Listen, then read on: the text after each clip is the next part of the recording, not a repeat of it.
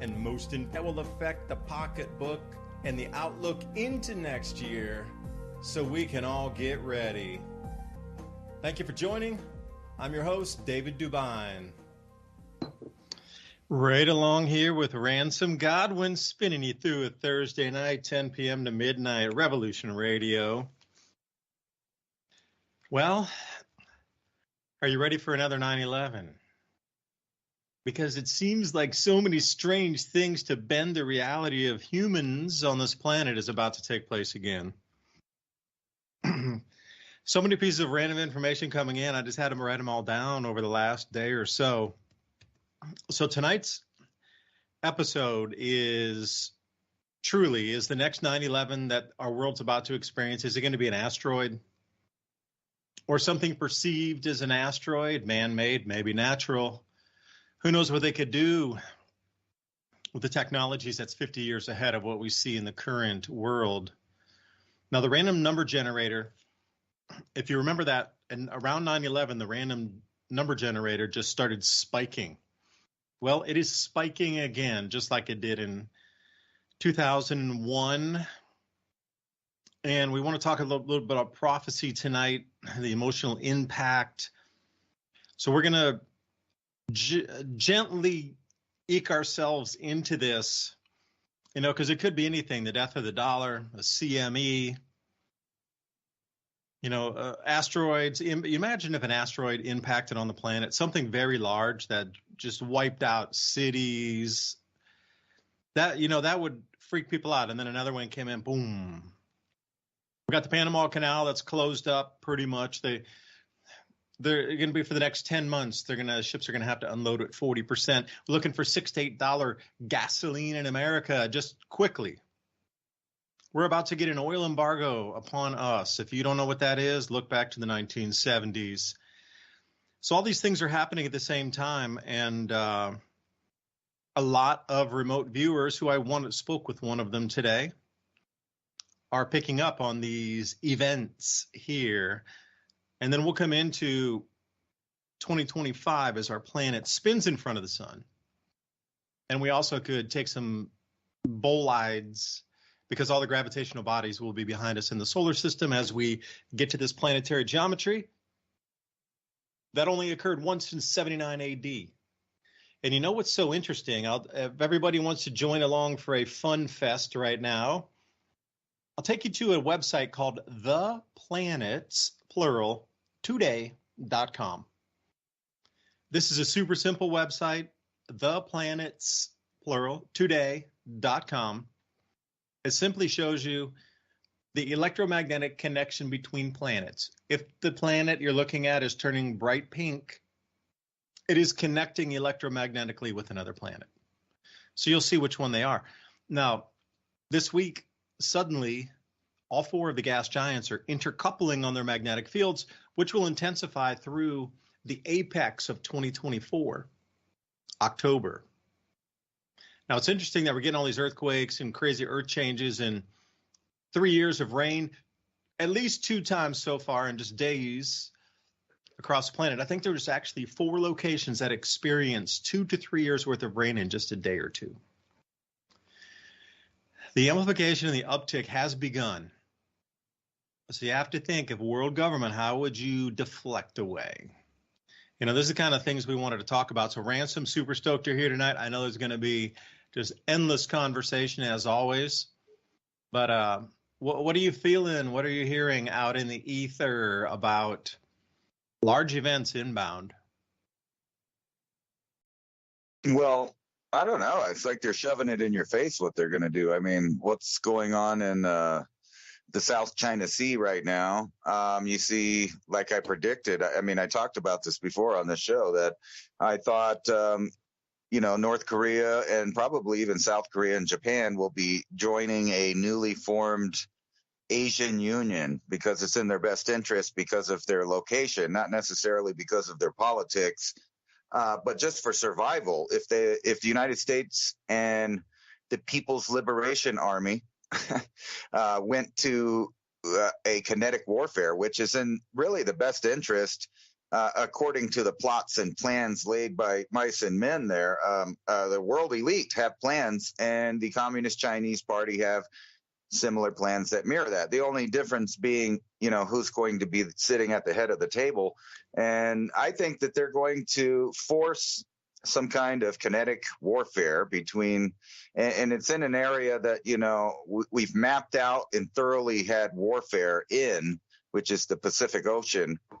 And then you have on top of that, the other side of it, which will engage. It's the makings of World War II almost exactly. The reasoning or the I don't know. I'm not going to call it quite a false flag, but a lot of historical nuts out there know that the people warned the president and the U.S. intel that the Japanese fleet was incoming and going to bomb Pearl Harbor, and they did nothing. In fact, weirdly, all of the old ships were the ones that were attending there in Pearl Harbor, all lined up in a row, ready to be destroyed. And we needed America to join that. We needed to sell the idea. And it wasn't very hard. All you have to do is tell Americans, like on 9/11, that someone somewhere attacked us. And people are willing to sign up and die for it. People are willing to back up ideas that are clearly insane. They're willing to let people lie about it because, they feel it's the patriotic thing to do if we got attacked. And that's been going on. So I think that we're ripe for another one of those. Morale is at an all-time low in most Western countries, and I think that's absolutely by design. The craziness you see with the cultural battles and geopolitical stances of certain nations choosing ideas that are, they know that people like in Africa and Southeast Asia and other places are not going to accept. I mean, they don't accept them now.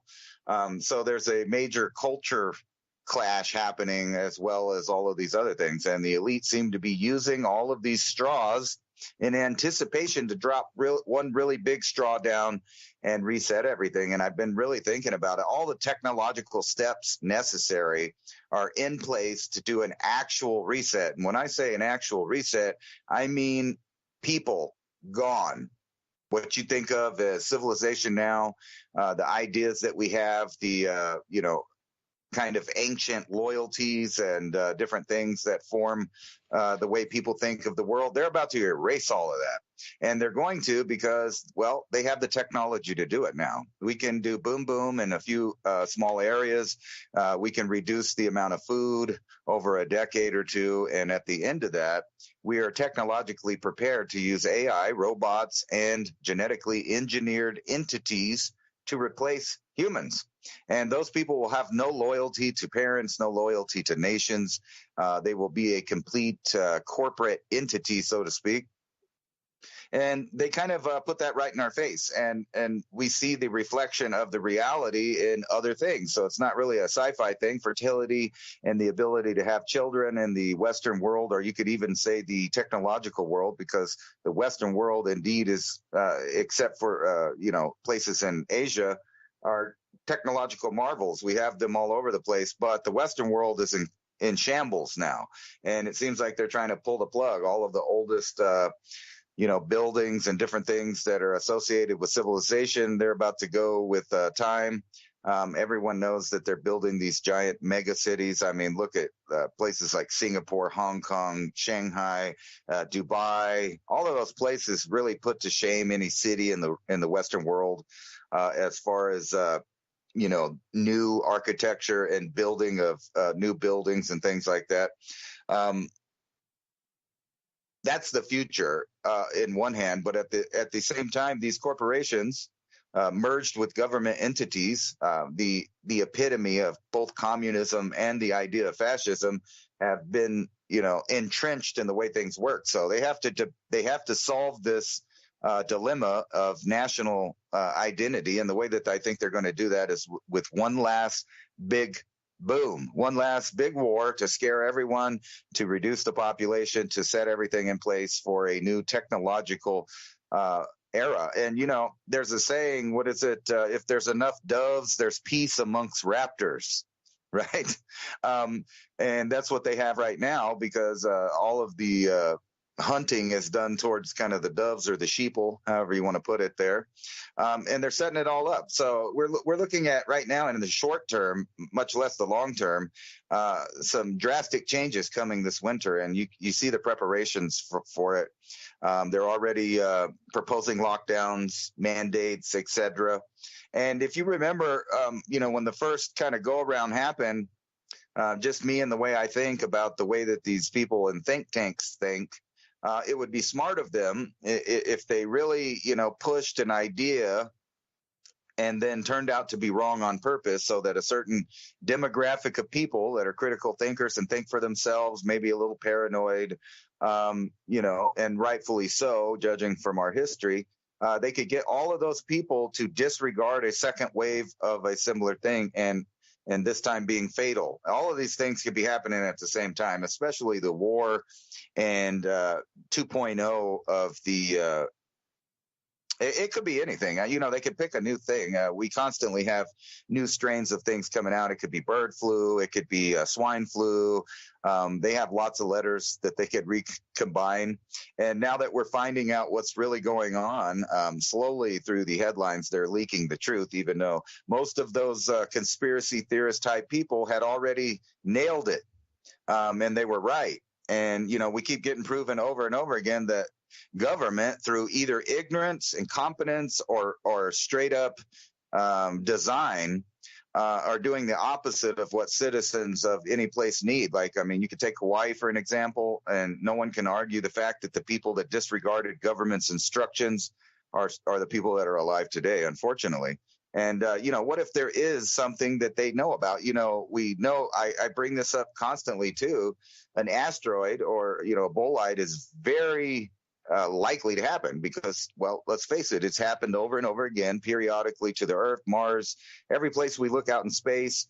We brought that up last week. Something smacked into Jupiter that made an explosion the size of Earth. So even, if you dropped a couple of tungsten rods from space, I don't think anyone on the ground could argue, or even if they did, it would be put in the realm of 9/11, flat Earth, and all of the other conspiracy theories and aliens. And by the way, speaking of all this, I wanted to get your take on the paper mache looking alien mummies that they put out in Mexico, almost seemingly trying to destroy the idea of ufology in one swoop, to make the whole world snicker at the idea. Because I think, they want to make sure if they do present this idea to humans, they're in control of it. And you mentioned blue beam. There's various ways that they could trick human beings just in our technological realm now. And we've talked about it before. Now that they're making pig chimeras and, all kinds of different chimeras they know that they can do. They've made the embryos between China and other places, have gone ahead and crossed the line and just to see what would happen. And, well, they can mix anything now. So we are in that time where they can make a entity, as they put it, not me, an entity, and then put it in some new technology. And I don't think the average Joe could tell the difference between an alien and something that was created, in Area 51 or the Wuhan lab or something like that. Yeah, and who knows what they're putting splicing together in the labs. Remember Dolly the sheep, and they told us, no, it's only going to be one sheep. Yeah, that was probably the prototype they'd been working on for 30 years and already had the science perfected when they unrolled Dolly out there for you. And you could take that a couple of ways here. Think about if they use Project Bluebeam, and it wasn't, let's not say it's a fake alien invasion, even though aliens are everywhere, from the United States to Mexico, it doesn't matter, Brazil. Everybody, why is it that all governments across the planet are coming out and saying, look, aliens, we got tons of alien stuff, technology, retrieved remains, all these videos and all the military reporting on it and da-da-da-da. So why now? That's the whole question. Why now? Because think about it. If there's an asteroid that came in, and let's say it was tungsten rods, with Bluebeam up there, so many people are focused on the fake alien invasion because Why has that been planted in our minds for so long? And now all of this alien stuff comes out. So just the logical person who's looking off mainstream media is going to try to put those two together and say, the blue beam. Oh, and look, they're talking about aliens everywhere. They're getting ready for the alien invasion. Well, what if they're going to be using blue beam for nothing more than a smoke trail from behind the tungsten rods? What if that's all it's used for? And then, how convincing would that be? Because even if you're standing there, you're going to see the smoke trail go over you, or the apparent smoke trail. And, that could be tungsten rods. It could be very well man-made, although appeared as an asteroid coming in. So imagine if it wasn't one, because a lot of times, for those of you out there, asteroids, when they come in, they break apart in the atmosphere, and then there's one, and then there's two, then there's three. And a lot of times when they're in space, they're traveling in just like dozens of smaller pieces together with the main piece. Now, what happens if a larger, medium to larger one comes in, but there's 30 of them together? Like we talked about a couple of programs ago, when NASA accidentally smashed into, I forget what the asteroid name was up there, and they broke it into about 30 pieces, all of which, if they were to hit the Earth, would just be, it would be, I wouldn't say devastating for humanity, but people would wake up and be like, whoa, we can't let that happen again. We're getting into a space defense program. Nothing about space programs that they might have right now, off-planet entities. If you had an electrogravitics craft, you could put 50 feet thick of lead around your craft and blast through the Van Allen radiation belt, because it wouldn't matter. It's weightless. But if you're going to try to use some NASA scrimpy, 2-inch thick aluminum thing, that's not going to work using propulsion. As we understand rocket fuels, it's not going to work. So what if it is a bunch of these asteroids come in, and they're actually tungsten rods? Imagine 30 of them coming in over a 3-day or 4-day period. The first ones are semi-large, enough to definitely make news. If it crashes, like in, say, we've all seen the videos, crash into Paris, a quarter of Paris is gone. Well, you got blue beam leaving the smoke trail behind, tungsten rods are landing, and then half of, name your capital city, gets taken out. Zagreb in Croatia, for example. And Europe gets pounded first. Then we commit to day 2, and then instead of being 2 of them, there's 6. The next day, bam, bam, bam, bam, taking out cities or parts of cities, not the whole city, just parts. Probably the parts that contain the oldest architecture in the libraries and the museums and these things that contain our history, to erase it at the same time. Now think about how convenient it is to try to wind all those together. Then imagine day 3 where there's 20 of them that come in. Then day 4, there's only 4. And then, okay, the meteor swarm has passed, but our planet would be pummeled. Can you imagine 30 cities getting rocked with tungsten rods? This is the kind of thing I envision, not a fake alien invasion. Because the planetary geometry, which I've been studying for so long, really in 2025, it could be a real thing. But prior to that, as we come into this April, we are going to get a small taste of whatever the universe, solar system, whatever you like to term that as, inside our bow shock, whatever kind of debris is there getting tugged into the sun and the 4 gas giants trying to make their square behind us. In April, the Earth's going to be out in front of the sun with all the gravitational bodies directly behind us, including the sun. We're going to be the only thing in front of the sun. This April it'll happen. But see, that's the thing. The squaring planets are not going to be at their maximum magnetic interaction or interlooping or interconnectivity, however you like to term that. They still will be very close gravitationally to a square with the sun in front, still with that trajectory of pulling everything almost in a straight line straight through the front of the earth. So in my estimation, if something were to going to happen, let's say these rods from God's coming in, it would be around like March, April of this year coming in here in 2024. But then what's before that, Ransom? See, that's the thing, like I keep hearing about $6 to $8 gasoline, another embargo, the economic collapse, the arbitrage from Shanghai Gold Exchange to the COMEX. I mean, sure, we could talk for half an hour just on the arbitrage opportunities of Shanghai is offering 5 to 6% more for the same ounce or kilogram of gold as you're getting or selling or buying in America. So anybody who is able to get physical gold or silver and send it over to Asia is going to make a killing on that. So generally, it's going to be people with wealth and money that can have access to commodities anyway that are going to be running this arbitrage.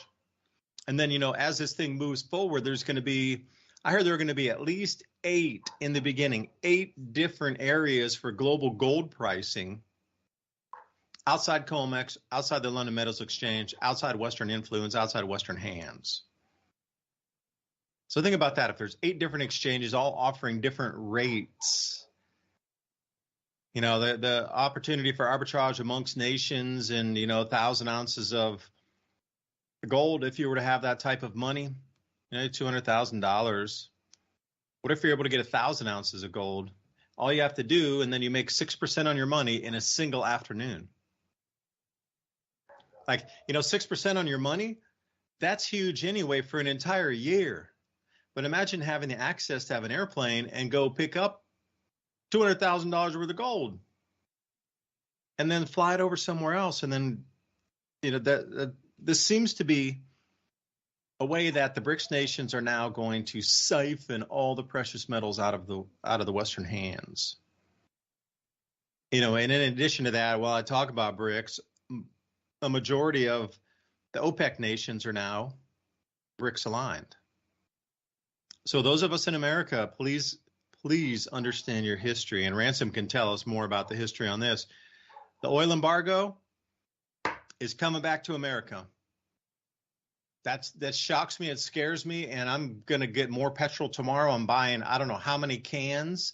And so this is why you should have a little extra money, not maxed out on your credit cards, extra cash laying around, because I'm going to go buy, not the 5-gallon drums, but probably the 30 gallons and go fill them up. It'll be good for a year. But by the time this whole thing's over, sheesh, man. So Ransom, can you imagine an oil embargo in 2023? Like petrol prices at $6 to $8 would be considered a bargain. I was talking to my dad, and he's got a lot of friends from business back. My dad's, old school, followed the corporate route, baby boomer, still knows a ton of people in high level business. And he said something, the most strangest thing. He came to help me with the wine vines out here and do some like weed pulling and put some mulch around them and thing, get ready for the winter. But he's like, David, what happens, do you think, if petrol goes to $25 a gallon? I was like, where did you hear that? That's not even on my radar, $25 a gallon. He goes, you know what? Do you remember when me and Mom took you and we had that old red car and we'd go wait in line for gas? I was like, not really. I was super young. He's like, well, there's another embargo coming. And he told me a couple people that he still knows. And I go, those guys trade oil, Oh, no way. And he's like, yeah, but they were talking about $25 a gallon oil or for petrol. And I'm like, $25. And I was thinking, I'm glad I had a couple ounces of silver in my hand. And I was like, you know what? If oil or petrol is $25 a gallon, the price of silver should be at least $150 an ounce, which would mean that same 1 ounce of silver, if your gas is $4 a gallon and you have a 25 ounce or $25 an ounce piece of silver, you can still get 6 gallons of gas for that one piece of silver right now. But if gasoline goes to $25 a gallon and silver is $150 per ounce, you're still getting this same amount of gasoline for that same ounce of silver. But see, those who are rooted in the U.S. dollar are going to get cleaned out. Cleaned out. Look at that. Yeah, U.S. crude prices top $90. It's not stopping anywhere remotely close to there. Those of you in the U.S., please, I take a deep breath when I say this. We are about to get an oil embargo against our country here. Now, I don't know how this is going to play out, Ransom. Maybe you have an idea. What do you think? Like an oil embargo, how would that shock the roots of the nation? Man, that would rattle the foundations of this country. Well, yeah, it put a cease to everybody going places. It would put a cease to deliveries. But hey, they could run those auto cars, so they don't have to pay anybody, and they could save the money that they're paying extra for the gasoline and diesel to deliver foods to places. No, it'd be a nightmare if I'm not old enough to actually remember being in the gas lines in the 70s. But I remember everybody talking about it when I was a kid, when the gas prices went up again in the 80s, and they were worried and they were scared that it was going to get like Vietnam era gas lines and shortages. And the gas prices hadn't even skyrocketed right here. So and this is a really weird thing. So they haven't been, at one point in 06 to 2022, which is 666. They raised the price up to $120 a gallon. I mean, a barrel. And then it sharply fell. And then, we were talking about some low prices there in 2023 for a little while, where it went down to 66. But yeah, if you see this chart, this shows the last couple of years from 22 that it peaked out at 120.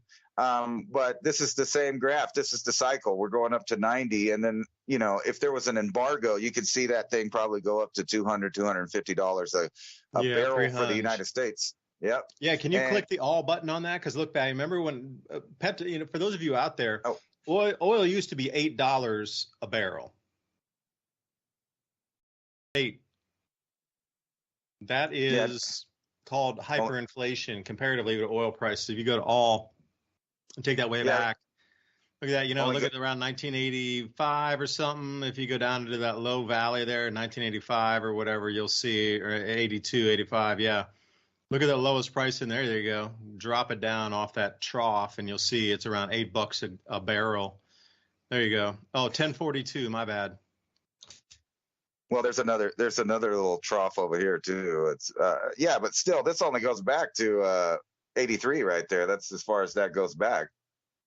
But like I said, though, I remember people freaking out in the 80s because of one of those little tiny peaks on there compared to what it's doing now, where it triples, quadruples, and then almost 10 times the price from just years back. When I first got out there in the driving world, I went all over the place, but that was the days of gas wars and, 89 cent or 99 cent or maybe even 79 cent if you were a part of a club or had a gas card or something. And the gas stations would drop the price because the people across the street dropped the price. And you could go just about anywhere all of a sudden. And that is what they want to end. And think about it. If you're really wanting to start having world war and also lockdowns, mandates, and you want to limit travel, and you realize that you already tried the lockdowns and no one really listened, and they still did what they were going to do, because people tend to do their own activities regardless.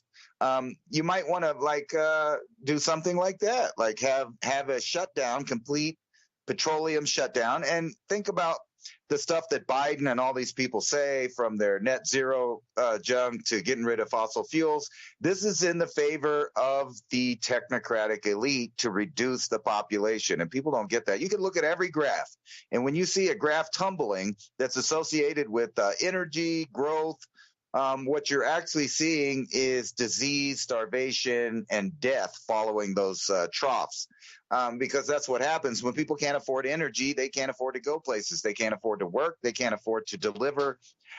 Things like that happen. And then you see people starting to hurt. And guess what? If 75% of the population's not gardeners at home, then you're in a real situation, a real pickle as far as the nation. And we're looking at stuff like what was it, Argentina, I think it was? Yeah, I saw an article that said, here's one: U.S. contracts oil producers, refineries as gasoline price rise. And then there's the one showing the $90 a barrel already. But past that, you got all this war stuff. And then you got also Argentina with 125% inflation down there. So that, and you remember, this shows you how times change, that there used to be a saying, rich is an Argentinian. Or Argentine or whatever. You can't say that now. I mean, geez. And what is it that's doing that? It's socialism and communism and letting, basically criminals run the state, and then hooking up with these UN and world agendas that don't help the local area. And like I said, all across the boards, what we're seeing is the actual real preparation, not the threatening or bolstering or saber rattling. We're actually getting in position. So all this stuff's going to come and hit everybody at once. Sickness, war, limits on travel and food, and all of this stuff. It sounds far-fetched, but we've slowly watched it incrementalize into reality right now. But here we go. PLA's latest air and sea drills near Taiwan could signal surprise attack strategies. They have surrounded the Ransom, island. could I throw something before you continue? Yeah, go for it. Okay, so I lived in Taiwan, and one of the things that when I was living there, they cannot attack during the typhoon season, and 143 planes and 56 warships is a pittance. They have to get hundreds of thousands of troops, plus the tanks, plus the artillery, plus all that other stuff over this most ferocious channel. And if you go out to the Penghu Islands, which is right in the middle between like Xiamen and say Taipei, it is so windy there that people actually have to leave the island because the wind never stops and they can never get a moment of silence, and it will actually drive you insane. So people take time off the islands because they have to get to some quiet because the wind never stops. This is the channel. If you ever, Graham Hancock in the underworlds, they found those temples at about 200 foot in depth in water. During the previous ice age, you could walk from China to Taiwan. And in that little whatever depression there, they built several temples or whatever it was, 18,000 years ago, those people at the time. So this is the key factor here. If you're looking at the timing on this, there's been 1,000 reports. They will not attack during the typhoon season because there's no way for their forces to fully land 100%, because it could easily get cut off and only half the forces are there, and then a typhoon comes in and they need to stop the invasion. Like best case scenario is December, if you're going to look at a time frame, because September is straight in the middle of the typhoon season. Man, these typhoons get super intense toward the end of the season. So September and October, that's a no-go. November, there's occasionally an early November typhoon. December is probably, I'm going to call the earliest that they would even consider a full invasion. And I'm done. Yeah, I don't think that they would be trying to invade with this anyway. What this is platforms to use drones. We're in a new age of warfare. They're not going to try to put boots on the ground until they've dismantled whatever defenses are there. And, if you've been watching what they've got, they have a few Apache helicopters, they have some missile defense systems and some other stuff. They really don't have anything to put back any real invasion if it happened. And I'm sad to say, I don't think the United States would do anything.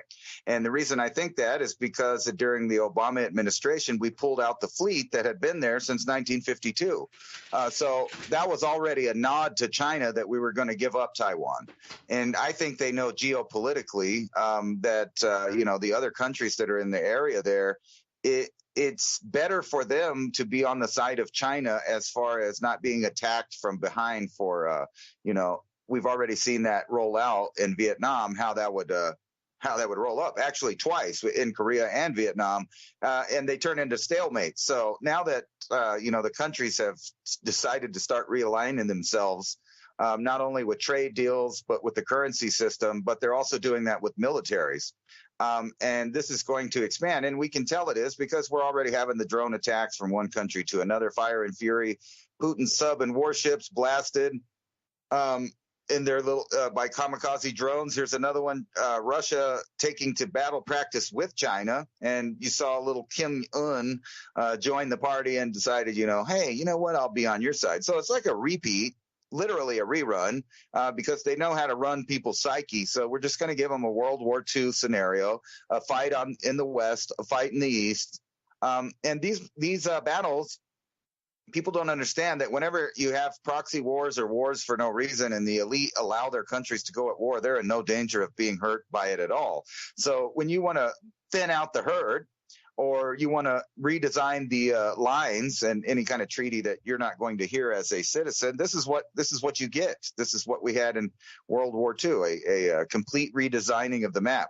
Clash in skies, and this is what we're also seeing a trend of as we're baiting each other to see who will start it first, because I think they've already agreed that, if they do turn it over to a nuclear war, they're only going to hit pre-agreed on targets. People don't understand that elites work this way. They make deals of destruction. You can go back into, like back when the French and the English would fight. You got your cousin over there. They do this constantly. But now it's getting serious because they're ready for reorganization of everything. Emergency alerts on NATO territory as Russian drone attacks force Romanians into underground shelters. And then on the money front, like I was saying, everything seems like it may be going down the tubes. You look at other countries, they're desperate to get into a new monetary system. So those are also countries that are susceptible to changeover or, picking sides for their economic survival. But in the backdrop of all this, we can't forget that most of these systems that they're turning over everything to are AI ran. And that makes you scratch your head because literally the experts, like on this title here from the Daily Express, experts sound alarm over consciousness AI as they warn robots are evolving like humans. In other words, they have so much intelligence that it's only a matter of time. And this is just like you said with the alien thing, they milk it, they incrementalize it. It's conditioning to accept a certain idea. So whether it's fake or whether it's real, for all I know, there really is an extraterrestrial civilization in negotiations with Earth for some kind of outcome. And if we were on the losing end of that, evil as it might sound, the leaders of the world may actually sell us out and terraform our thing. And, with the idea, they may have given us this technology, don't worry about it. We can get rid of illness and all of that. And we'll just grow the babies in government factories. And that way, you can have to get permission from the government if you want to have a child, but you're not going to have it at home. You'll go pick it up. You'll get special permission from the state to own a child or to raise a child if they even continue down that course. Because the reality is they could raise them from little children to about 20 years old and have a standing army before anyone even realizes what's going on.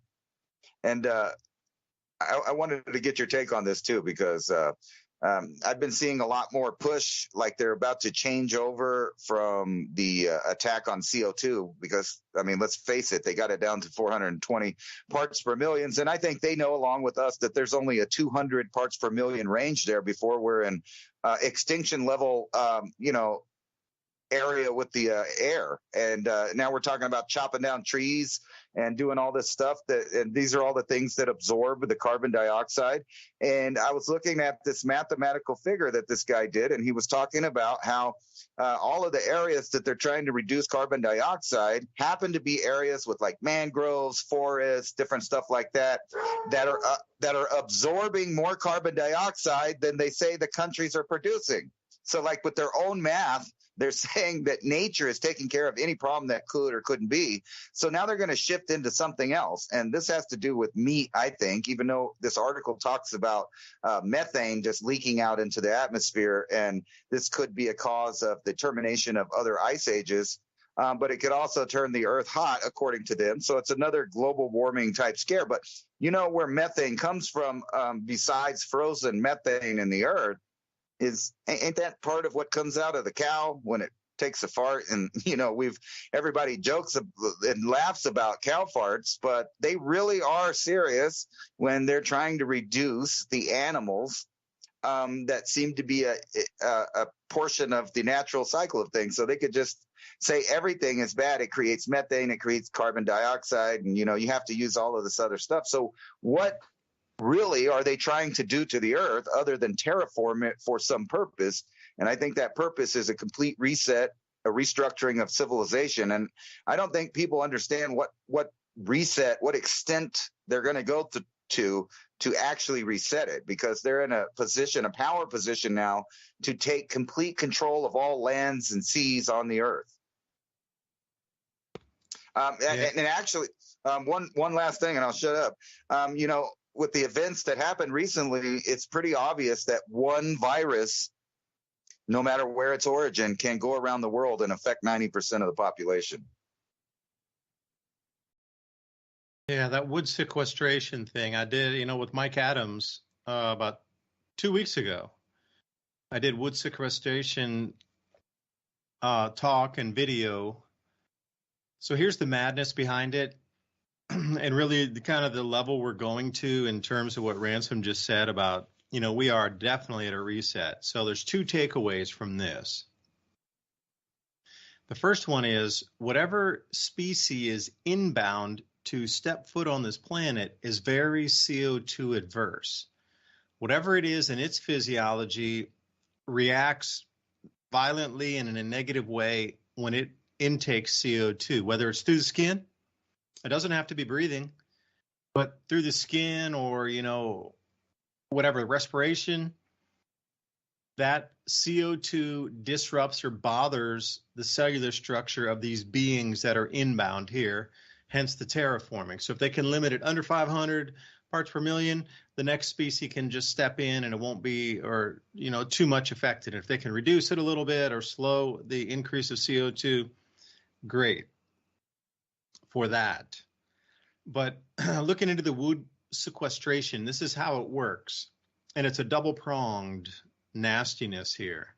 So Bill Gates wants to cut down 70 million acres. Now, the thought process is those trees grew up, they absorbed all the CO2 in their cellulose when they grew, but when they fall down after they die, 100 years, 200 years, whatever, 50 years, once those trees are decomposing on the forest floor, they release all that CO2 and methane back into the atmosphere that they absorbed during the life cycle. So what they wanted to do was cut these 70 million acres. 70 million acres. Some of our largest national parks in America are only 1 to 2 million acres. The entire farmland combined in America is about 100 million acres. That's for every farm that exists in America. And they want to cut down 70 million acres of trees buried underground. But here's the thing, these big pits, they're going to have to use some sort of liner in there. Now, this liner is going to have to be manufactured in a facility that's going to require fossil fuels, or require electricity. It's definitely going to be oil or fossil fuel based, because there can't be any permeability in it. It has to be even gas tight on these liners for these pits. Now, I have a farm out here, and when we even just cut brush from like the edge of the creek or something, you end up with, 4 or 5 pickup truck loads in the back of debris over one day of cutting. And we have to burn it because it's just way too much. There's no way impossible. So, at the end of a super long day, we'll bust out the beers and then just start burning all that stuff. It's like throw it into a pile, and, you can't get it all at once. So it's like throw a few sticks. There's a few big ones, a few small ones, everything end up burning. And then we'd try to put it out early and spray it with water to get the charcoal from that, and different things that then we can add on the plants. Yeah. Don't let it, if you're going to have a fire, don't let it, there's many ways to control the fire. Don't let it go all the way to ash, put it out early, get the charcoal. Some of the bigger pieces you could save for later. Some of the smaller ones you can use also for like soil adjuvants and things for carbon inside there. ash is going to raise the pH, but if you have just the black pieces, that's going to add carbon into. So you can, a lot of fruit trees like carbon, so you can put it around the the base of the trees and thing. So that's one thing they're looking at, is cutting all these trees and doing this. And then how many machines are you going to use? Because again, having a farm and cutting a fair few trees in my day here, wood is heavy. Trees will kill you in a fifth of an eighth of a second if you are not careful. You must give ultimate respect to a tree that is coming down in the forest, because that thing has a million ways from Sunday to hit and catch on the canopy and bounce back 8, 10, 12 feet. Like you might be standing near that tree and you let it go down and somehow it just kinks in the air and grabs on some branches and then, shoots back 10 feet. And whoever's back there, their rib cage is now 1,000 pieces of bone. Like trees are no joke. I can tell you one thing, trees are no joke.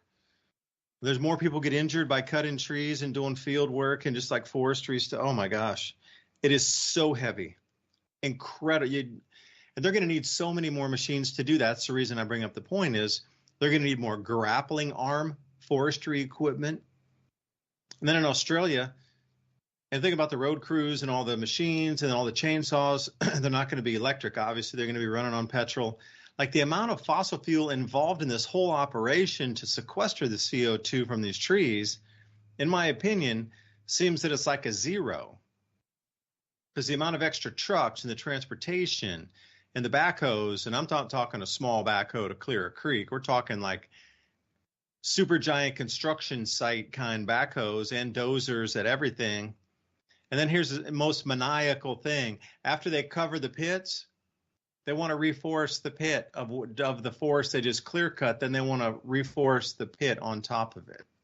I'm like, you guys are insane. A, the roots might puncture through your bed liner in there. And then in Australia, they're taking it a step deeper and a little bit more, I say strange, because what they want to do then is soak them in salt water to slow down the decomposition process. Because if you've ever seen those shows on Discovery Channel, they have the trees that are sticking up that have been underwater for like 100 years after they flooded an area for a dam. Like those underwater logging operations.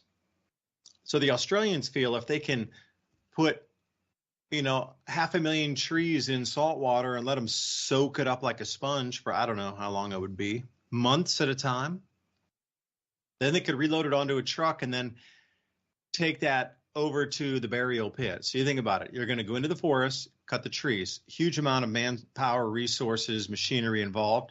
They're going to bring it down to the seaside. They're going to soak it in salt water, contaminate the water, whatever. And then they're going to move that again by a truck to another final destination to bury it in a pit. All right. And then here's the final one that really gets me. And okay, that's all, you can see it's it's a moneymaker. It is what it is. But there's this another company, I forget, Returna, I think is the name of it. You got to check my video out that I did. What they want to do is pump seawater out of the sea. And we're not talking about 1 gallon here. They're talking like million-gallon process at a time. They want to pull the seawater out of the sea, and they want to take the carbon dioxide out of the seawater in a chemical process, which will alter the chemical structure of the water. So then they'll need to add more acids back into it, because they're pulling all the pH, the high pH carbon dioxide out of it. So then they have to rebalance the water chemically, and then they re-inject it into the sea with the idea that that water, since the CO2 is stripped out of it, will reabsorb CO2 that's in the atmosphere.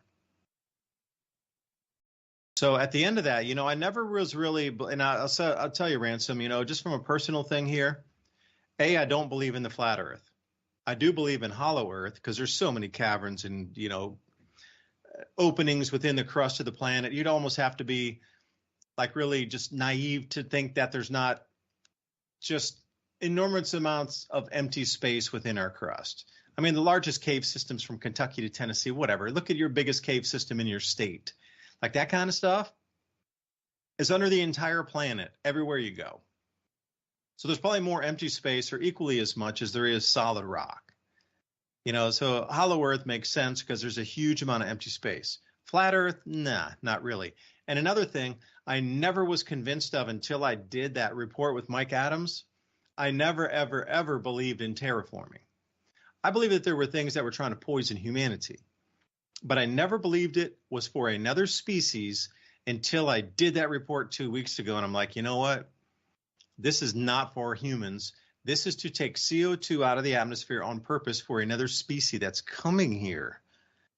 And I'm just going to leave it there, man, because it's a little macabre and a little kind of weird for me to even talk about it as such. I don't know, man.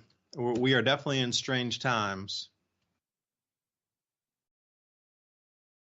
You know what's really messed up is it doesn't even have to be another species that's extraterrestrial. Like we've been talking, designer species are a thing of now. We can bring back species that don't no longer exist. And while they're playing with all these things, I've been really diving deep into AI, and I've been seeing the machines and what they can do. And I'm telling you, they don't really need humans anymore. They can take all of the existing machinery that exists now. This is not like some futuristic movie where they have to build all these machines to do stuff. The machines exist now. It's basically the machines you've been seeing. And, you pointed that out early. In 1996 is when they unveiled to the world that they could totally clone an animal, any animal. Now, what do you think they've been doing with that technology since they unveiled it to the world? Well, they pretend like they agree that they won't clone a human being, but who's to say that they can't get around those laws by making a human that's not a human, maybe less of a human, maybe only 80% human and 20% either designer or some other animal.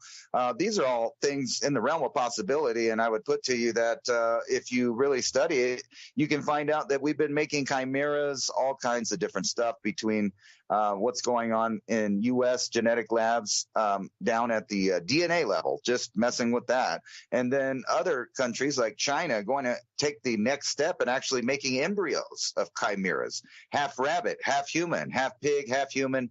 The list goes on and on. So if you were going to create a new society and it would only take 20 years to make said society, you could use engineered human beings, so to speak, an entity that is used to a different atmosphere, requires less food.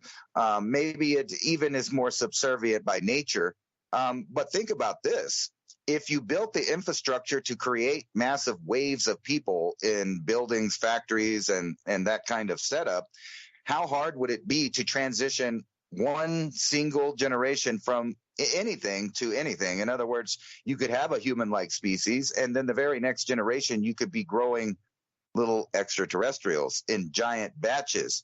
It would only take one generation to replace the transitional generation. I mean, the things that they have the ability to do now is really scary. And if you really listen to what they're saying, they do have these plans. They have a transhumanist future where they will sit at the top of this artificial pyramid.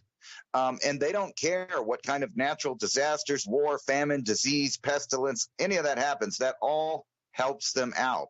And the fact that we just happen to be in the right time for a population reduction and a plateau of just natural occurrences on how societies develop. So we're in a predicament, but how ugly is it going to be? And will you recognize it when you start to get replaced, or will the generation that's alive? And then we're all assuming that things will happen in our generation. They could be planning things for just, decades to come, the next couple. Yeah, I sent you that video off Soho of all the CMEs. I'd seen something like this before. There's so many CMEs coming off the sun, they can't even track them because they're overlapping on each other. So with the space radiation increasing, the magnetic field intensity decreasing, strangeness all around in the solar system, think about if those chimeras are the replacement for humans. What if they are more subservient? I was on an interview with Mark Harman, and we went into the Goetia and a whole bunch of other stuff and talking about Sumerian texts and creation myth thing. Like, if you really take that literally, those interpretations from the cuneiform text, humanity is the human Homo sapiens sapien, as you understand right now, was a created species. Because the old one, like the Sasquatch that you understand, you might laugh at that, but that was the original DNA hybrid that was pulled from, because they couldn't get that one. It was so hyper intelligent that they couldn't dumb it down enough to be a worker slave. So they pulled DNA, included a little of their own, pulled from the what you understand as Sasquatch right now, Sabe, and they remixed and remingled, and we are the result of that. So that's the stories. If you go back some 400,000 years from an ancient civilization 7,000 years ago that's disappeared, that left, intact writings of the creation of how they understood humanity from that point forward.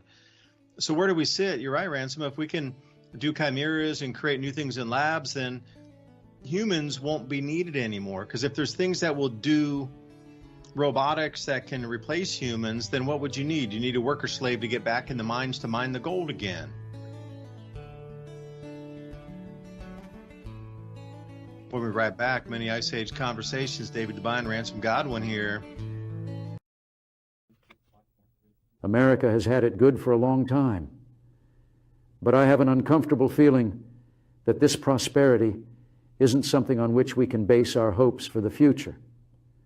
No nation in history has ever survived a tax burden that reached a third or more of its national income, and yet our government continues to spend more than the government takes in. Today, 37 cents out of every dollar earned in this country is the tax collector's share, and yet our government continues to spend. We haven't balanced our budget. Our national debt is bigger than all the combined debts of all the nations of the world. The U.S. gold reserves have more than 8,000 metric tons of gold. That's a value of $400 billion of gold in our treasury, and most of us don't own an ounce. A dollar in 1989 has the same purchasing power or buying power as $3 today, and it's getting worse. They have voices that say the Great Reset will be our acceptance of an undemocratic socialism. Another voice says the profit motive has become outmoded. It must be replaced by the incentives of the welfare state, a universal income. Or our traditional system of individual freedom is incapable of solving the complex problems of the 21st century. They use terms like the Great Reset, say things like the Constitution is outmoded and it's an antiquated document. They define liberalism as meeting the material needs of the masses through the full power of centralized government. The full power of centralized government, this was the very thing the Founding Fathers sought to minimize. They knew that governments don't control things. A government can't control the economy without controlling people. And they know when a government sets out to do that, it must use force and coercion to achieve its purpose. That's why we must steer our own future. For the last 10,000 years at least, gold has rarely suffered from economic and political crises, as it has always been a stable. Gold is perceived as a symbol of wealth, power, and majesty. Gold has had an exalted position throughout the ages as a highly coveted, even worshipped material. That's why most every major civilization has collected and saved gold. Gold has maintained its worth and usefulness as currency throughout time and will continue to do so. Gold has an important economic role as a means of exchange should currency collapse, insurance that will protect you and your families against financial turmoil of any kind. ITM Trading is a precious metals company that has been in business for over 27 plus years, with a mission to educate and empower individuals to hedge against inflation, mitigate financial risk, and prepare for the Great Reset. Schedule your free gold and silver strategy call, 866-834-1422, 866-834-1422. That's some nasty food. Hi, I'm Chef Antonio with a quick question. What's in your food? Some of the foods these days have some pretty weird ingredients. Foods also have lots of different contaminants, from heavy metals to fungicides, pesticides, herbicides. Oh man, that's a lot of no good. Then we got the cloned food, edited food, fake food, and unhealthy foods of all kinds. That's not what mama was cooking when you were a little bambino. You want to know what's in your food. I know you do. Heaven's Harvest has Protein Booster Kit is the bolster of your daily emergency meal plan. Containing only essential proteins, beef, chicken, and eggs, stock up on vital amino acids and nutrients required to thrive in all situations. They got the fruits and vegetable buckets, the breakfast bucket kits, and for a You Health Food Nuts, they got an organics kit. Now that's knowing what's in your food. They even got the heirloom seed kit so you can plant your own food. Heaven's Harvest Heirloom Vegetable Seed Kit is a simple way to start storing seeds safely. Not sure what varieties are hardy, easy growers, which thrive and taste the best. They have taken the guesswork and time out of the process of seed saving. Now you know what's in your food because you grew it. Go to heavensharvest.com. You can save 15% at the checkout with code ADAPT. Or are we not? Will you accept resurfdom? Or will you say no? It's going to be something like this. It's going to be a yes or a no choice for most of humanity. You can go right along with it, or you can say no. But as we start the second hour, I do want to thank Revolution Radio for allowing us to talk here. Because so many of these conversations are being stifled. I had a conversation just today with somebody who was like, yeah, they're starting, originally there was this type of, conversation you couldn't have. And if you go back, those of you who are around like 2015, 16, like Stefan Molyneux, and who else was around during that time? Political show, talking about the changes.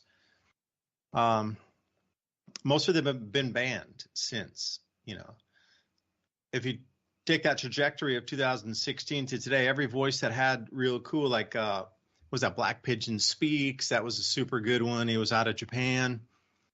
And everywhere you go, Milo, who was that? Milo also got banned off there. And, everybody that had something fun and interesting and kind of playful conversation to say about the real deal, let's start a conversation about it. You don't need to yell. You don't need to argue, throw chairs or whatever. Let's have a real conversation and inject a little humor in it to make it fun because it's so ridiculous. None of those voices are on like YouTube anymore. They've all moved off channel. And I do believe that's the way it's going to go as we continue and we move forward from this point, because if these earth changes are real, like I'm talking about, next year, I won't be here on the channels. It'll just, at that point, they're going to start reducing the amount of people that can talk about the real reason the electromagnetic changes are here. And it's not CO2, it's not you, it's the sun. So Revolution Radio allows us to talk and speak and have this conversation, and you all can join in on the comments for any of these areas that we are, broadcasting live tonight, like, for example, over on Rumble and the Mini Ice Age Conversations podcast and Mountain High Time. Just interact with those that are on the comment boards with you if you want to, have a real conversation, because it shouldn't be censored there. You're just writing and typing thoughts. So consider a donation to Revolution Radio to keep them on air, because free speech is becoming a fleeting glimpse of even what was enshrined in the Constitution. We have that right to that very First Amendment, that freedom of religion, freedom of speech. Those things were at the forefront of, you have the right to say what you want and believe what you want, but obviously not. It's all lip service, and we're going to have to, I listen to, and I listen to people say, oh, we're going to have to fight to get the country back and take it back. We are so far past that. There's no taking anything back. You're living in the past if you're thinking that, and you're being blinded by not looking at the future. So how do we restructure is more the question, but you have to have a conversation on how you're going to restructure something that's been totally shattered and broken and bring it back from a remnant of what was to create the new. There's no going back. I was talking with somebody earlier today. Oh, well, Hungary, if we go travel there, it's going to be just like it was, it'll be like it was in 2018. It's cool. The Airbnbs are open. We can hit the museums and stuff. And I'm like, You know, over in Romania, they went into the air raid shelters earlier today. And yeah, you're going to have the passport, COVID passports. And you Americans, including myself, we're going to have to get visas to travel to the Schengen zone starting January 1st of 2024. So this whole thing about, oh, we're going to go back to 2019, it's going to be cool. We can just float and we can digital nomad and stuff. You're in a new world. That old world is gone. I think that song explained it so perfectly, you know, new world or an old soul in a new world, because that's exactly what it is. That old world is gone and it's not coming back. It's going to be reframed, restructured, rebuilt in a new fashion. But please don't get the hook in trying to save something that's already long gone. So Revolution Radio, thank you for letting us have our conversation tonight. I think I babbled too much, Ransom. Take it over. I was talking about just before the break, you know, the minute the US dollar is not any longer a gold substitute, the dollar, as you know, is dead. It's finished. It's gone. So that's the only thing keeping it intact right now. It acts as a gold substitute. But the minute that is gone, then you're going to see $250 per gallon gasoline.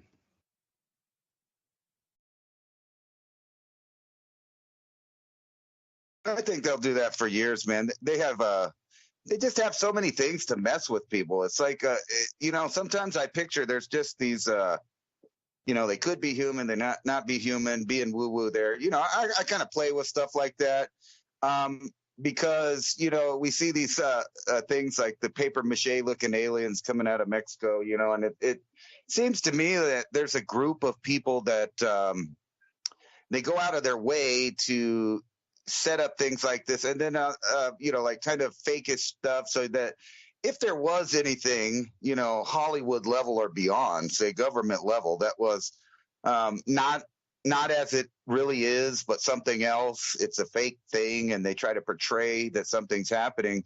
The difference in these two kind of ideas would be so dramatic that the people that really, you know, look at those little bodies or whatever they were, you know, I can't tell what that is. Like, maybe it is 1,000 years old, but if it was, I would assume that it's some kind of art piece where somebody was trying to depict something, probably even the Paracas people, if it's really that old and it really did come from Peru. But on the other hand, you know, the same guy was caught, you know, basically passing off stuff as fakes because he's not a scientist. So, you know, he buys into everything because he likes the whatever, but they keep doing these things. So if the powers that be actually put out a story, say, and whether it was real or not, this is the whole funny part. And we talk about, you know, the separation of species, the possibility of speciation when you get a lot of cosmic rays and get bombarded by the sun. You know, Robert Felix talked about that, but we actually see evidence of that happening, you know, about the time of Neanderthal. We know now that Neanderthal lacked a gene that human beings have, and it may have been the only reason that we're here and they're not here, and only the hybrids between the species are the ones that remained because they just, for some reason, couldn't absorb UV radiation, or at least that's a possibility. That's now an idea, and we know that gene that doesn't seem to appear in them. And matter of fact, human beings have a lot of stuff that's really bizarre going on, but that's because they don't teach real science to people. They have this idea that regular humans just walked out of Africa and then they turned into Asians, European types, Native Americans, etc., and they just mutated out of control for some reason. But for some reason, we're at a point right now in scientific education where one field is arguing with the other field. So in other words, the anthropologists are arguing with the geneticists that are saying, hey, no. It wasn't one group of human beings. It was actually, you know, about 5, 6, 7. We don't know how many different human species and we have no idea where they evolved at or when, because, you know, there's so little amount of fossil evidence for anyone. I mean, we know that there was this human being called Denisovan, but all we really have is like a little pinky bone that we got some DNA off, and we know that it's a species that humans mixed with because Asians have about 2 to 4% in in their phenotype of Denisovan genetics. And when you go to Europe, you see the same thing, about 3 to 5% Neanderthal. And all over the world, these humans were mixing and matching. And for some reason, one main admixture species survived, and those other, you could call them archaic, not that they were more advanced or less advanced than the core species, but archaic in the fact that they all went extinct. So now when you fast forward to now, we know the magnetic field is collapsing. The sun's going through a cycle that repeats itself. And not only that, but the empire of human beings is going through a cycle. And the whole idea of the passage of time as linear beings on Earth, in other words, the precession of the equinox and the zodiac, which is entrenched in all literature, religion, artwork, etc., back to the beginnings of human beings creating artwork. We know that we're transitioning into that new phase, a new phase of unknown stuff. So we know the elites believe in it. We know that they've been waiting on it. We know that they, really involved themselves in the numerology and the dates. That's why things like, they use dates like 9/11 and other things. And, if anybody out there still believes that 19 Saudi Arabians on behalf of Iraq and Afghanistan flew planes into the buildings, I don't know. You need your head checked. I seriously, because there's just an overwhelming amount of evidence that goes in one direction. But then, we have all of these other things that get thrown out there and seemingly from the CIA. So I wouldn't put it past them to put a mass delusion on the populations, because things are looking like they couldn't get worse. But guess what? For every problem, there is a solution. So if they're causing mass starvation, war, pestilence, etc., on the other end of that, that they're going to offer some kind of solution. And that solution is a complete track and trace AI run system where they not only design human beings for human being safety. In other words, we could remove the aggression gene. We could remove, all kinds of stuff like that. We're in bizarro territory, but it's now a reality. So which, catalyst will they use? I mean, they don't even have to get that far-fetched, but if people stop believing their stories, they can get really imaginative with their new tech. Yeah, they could. And on that same theme, I just sent you a link, and I couldn't believe that because, SOT.net is one of my go-to sites for the ancient history, because they always have the most, bizarro, where did you find that kind of article somehow? They got people around the world scraping different articles. This one comes out of the University of Toronto. New ancient ape from Turkey challenges the story of human origins, which it goes right into exactly what you were saying. And that's the reason I went over here to see if I could find something cool about the Denisovans, or, they found some new cave paintings 8,000 years ago, again, from Turkey area. So here, this new article comes out, says a fossil ape from 8.7 million years ago in Turkey is challenging the long accepted ideas of human origins and adding weight to the theory that the ancestors of African apes and humans evolved in Europe before migrating to Africa between 9 and 7 million years ago. Now, wait a second. That's the complete opposite of what we've ever been told. So suddenly they just find something new here. They found a face and a partial skull of this fossil hominin. You notice how they're not even calling it a hominid anymore. They've changed the nomenclature on that from, what's that? Andaluvius turcae. Okay, that's the Latin name for it. A fossil hominin, not a fossil hominid. So they're going further back and saying, wait, this out of theory is suddenly, wasn't Lucy the prime candidate to show that, everything evolved out of Africa? Well, now they're trying to flip it and say, whoa, hold on. And actually they were up in these apes exist. Where do apes exist? Europe. And they came down from Europe, and then and again, a migrating ape? What? There's about 4 or 5 things in this article here that make no sense to me. Now they're talking about migrating apes 8.7 million years ago. Do you realize how little influence another species would have on it? Why would you migrate if you had everything you need in your area within like 5 miles, 10 miles square? You had food, you had water, you got all the materials you need to build your house, or whatever structures, mating partners, the community, whatever. Why would you pick up and leave and then go some thousands of miles south? That makes no sense. Like, they're just migrating apes all over the place 8.7 million years ago. Like, what? Come on, man. I mean, how far can you take this, the switching of history? This is exactly what Ransom was talking about before, the obfuscation of history, bending timelines, rewriting history. And now this is confusing for a lot of people who've been taught their entire life that everything originated in Africa. And now suddenly it originated in Europe, but then these apes went to Africa, and the descendants of these apes that were migrating from Europe to Africa Lucy was a descendant of these. This is just staggeringly ridiculous. So I'll read another paragraph. Our findings further suggest that the hominins not only evolved in Western and Central Europe, but spent over 5 million years evolving there and spreading through the Eastern Mediterranean before eventually dispersing into Africa. Now, if my simple math serves me right, and I'm going to use 100,000 years as an average duration between interglacials, meaning the other 90,000 years of that 100,000 years is locked in ice, where there were ice sheets down south of Switzerland. You're looking at what, 50 of those ice ages coming and going. Yet those apes are still chilling at the base of glaciers in Europe, just chilling. Oh, they finally moved to the Mediterranean and got better olives down there, got better red wine.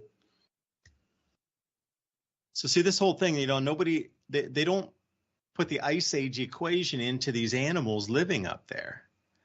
So when I read this, Western and Central Europe was under an ice sheet. You know that?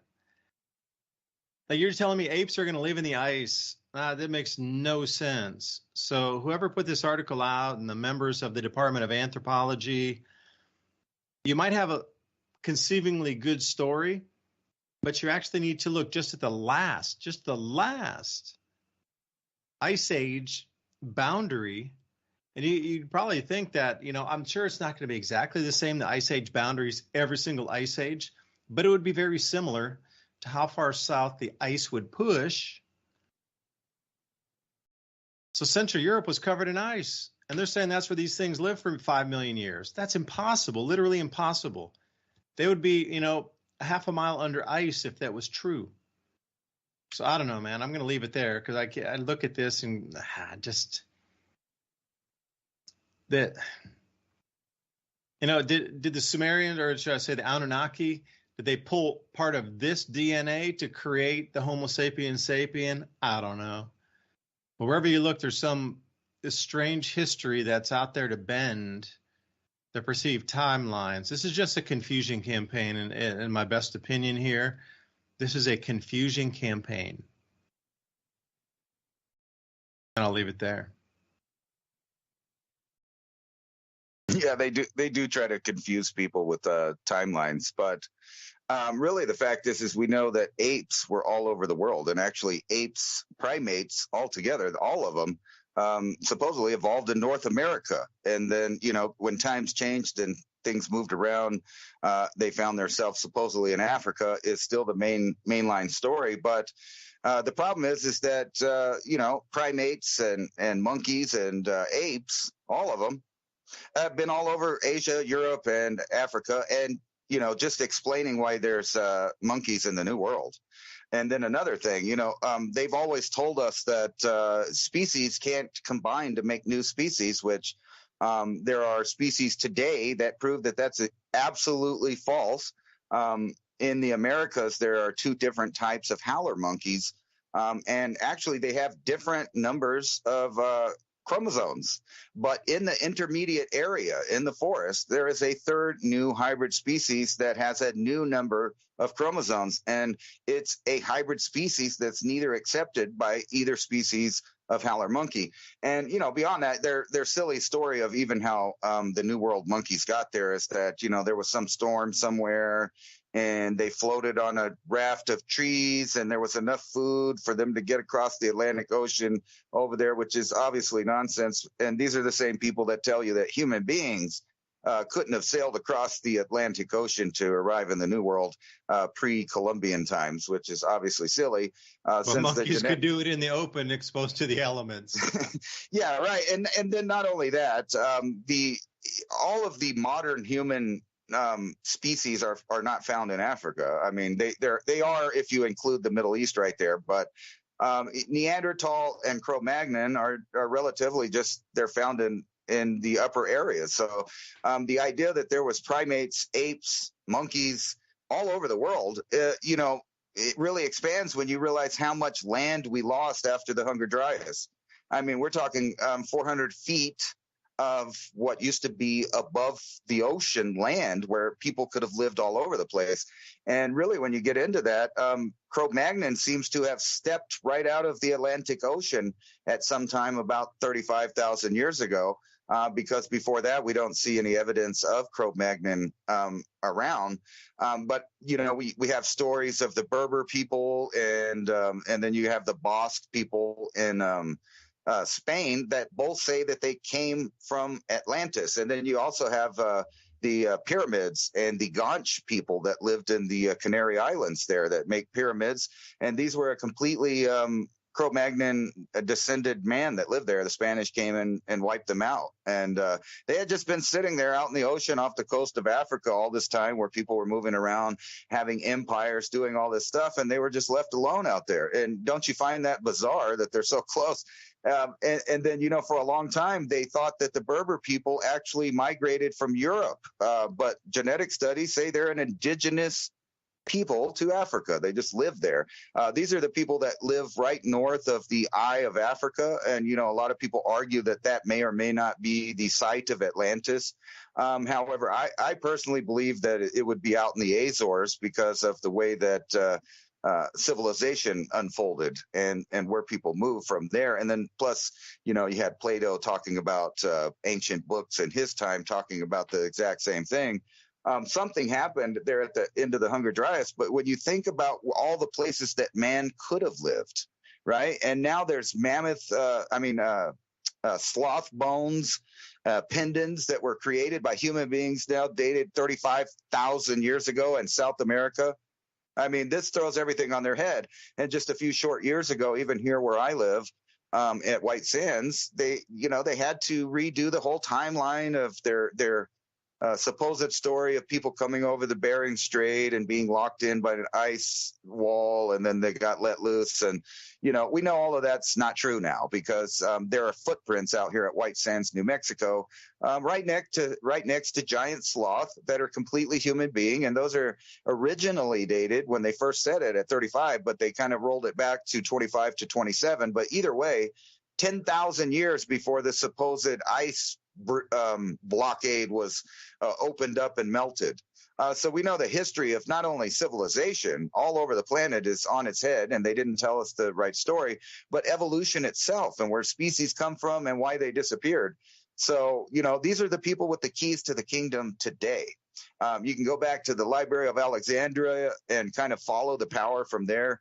I don't know if you know who Jim Mars is. He was a researcher that really looked into following the power. And you can go back to ancient times and just watch the power continually go westward, and everywhere it goes, an obelisk is put up. And he points out that these obelisks were put up over time with the powers of the world until we come to today where you have the United States, but it always goes west. And now there's only one thing west of the United States that has any potential to raise a obelisk and become the world's new center of power, and that's China, if I'm correct. Oh, you got good geography, man. So the monkeys, it gives credence to some sort of cataclysmic event because monkeys did not build some sort of raft. They were probably in some sort of cataclysm, and suddenly, you know, there's a bunch of debris, and they just are clinging for dear life onto that thing, and then whatever currents took them over. That's the only possible way that would be, because the monkeys aren't going to plan to get on some sort of thing in the open elements and just like, hey, because if they had enough food, it seems like the forest was ripped apart and floated out to sea in kind of one lump sum there. And going over to China, you know, they have pyramids in China. I went out to a place called Shenyang, which is the oldest capital. You know, you talk about the Emperor Qin from the Qin dynasty, the very first emperor, Emperor Qin. The capital was not in Xi'an. Later it was, but the original capital was a little bit further away. And if you go out there, there's all these pyramids across China, Western China, I should say, in Shenyang. That was the old, very first original capital with Qin. And if you go over there, okay, you can go see the terracotta warriors, and that's where the tomb of Emperor Qin is.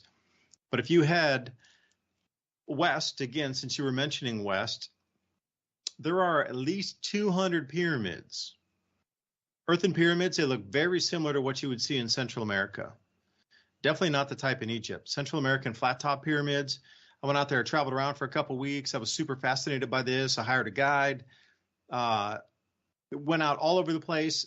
And this is what, like 2005 or 6. There really wasn't like a lot of people doing it. There weren't ropes anywhere. I remember the one that we went to that was pretty frequently visited because it was near a town. It was near Xi'an.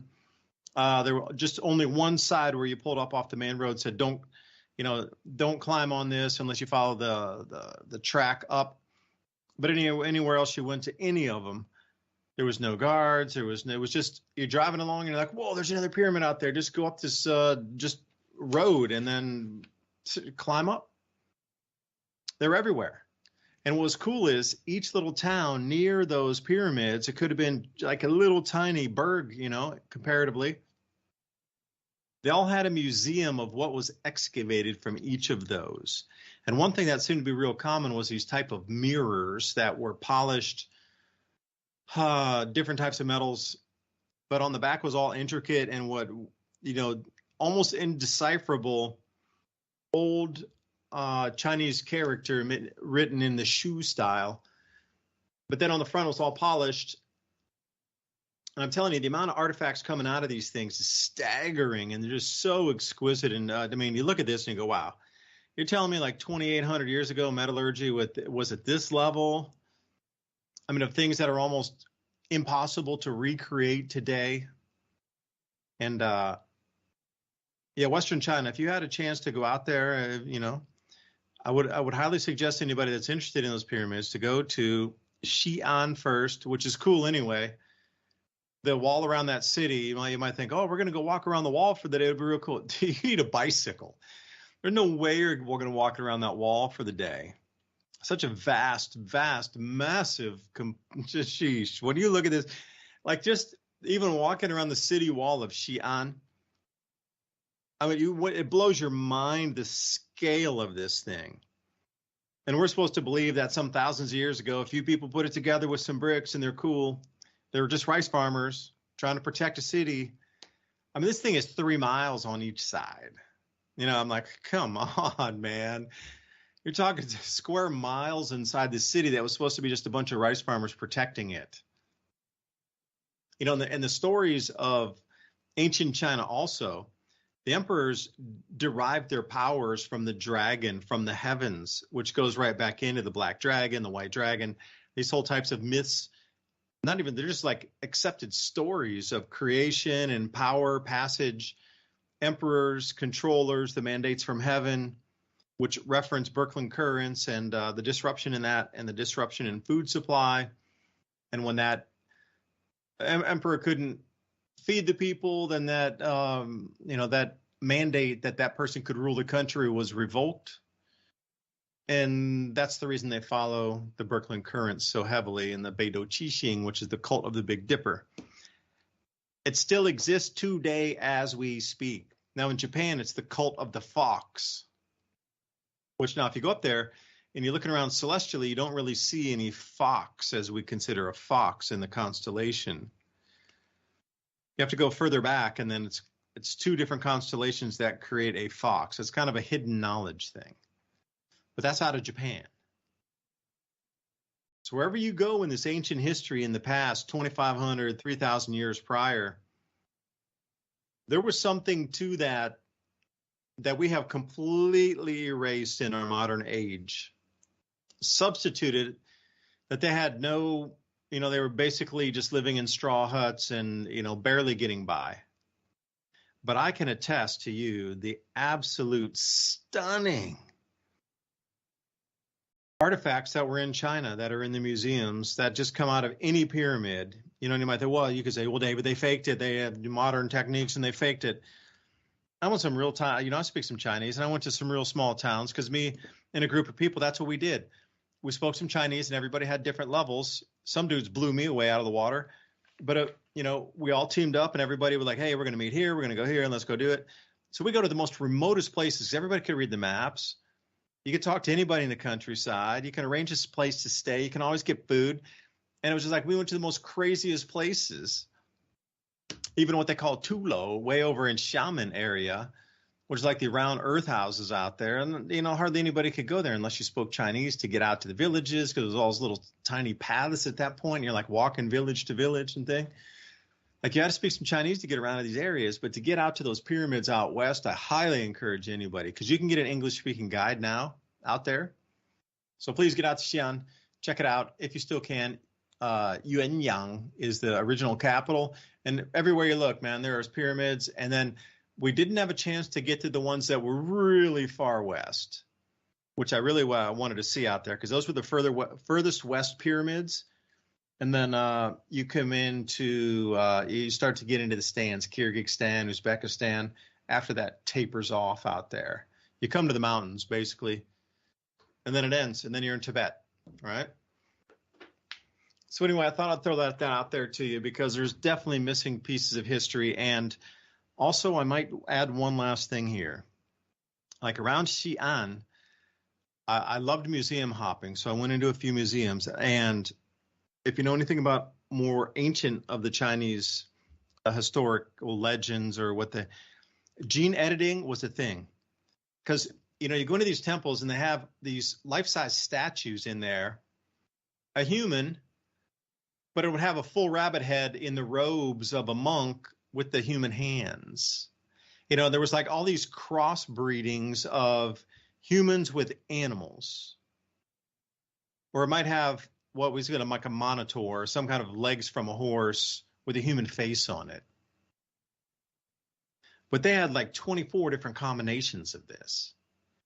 So if you use search engine and look at some of the museums around Xi'an, the amount and staggering just in your face of gene editing some multi-thousands of years ago, 4,000 years ago, is there for you to see if you have eyes to know what you're looking at.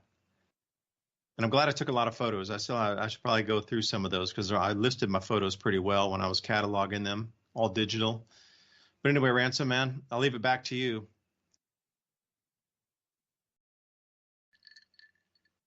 Yeah, it's a trip. A lot of those pyramids. Matter of fact, I recently was looking at all kinds of them.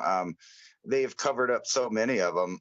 And actually, like even Westerners that are tripping on the idea of the pyramids, because, they found some stuff in there that the Chinese government doesn't actually like, as far as archaeological, about the migrations of people 5,000 years ago. But the redheads, get out of those tombs. Yeah, well, they found a bunch of 6-foot tall blondies from Europe, and they're not supposed to be there. But it's not really that far-fetched when you consider the Ainu people of Japan, which the Japanese government for a long time considered a lost Caucasoid race. And, recent genetic testing came to find out that even though the newer Chinese phenotype just basically acquired the history and took it on as a self-identity about the Shogun and everything.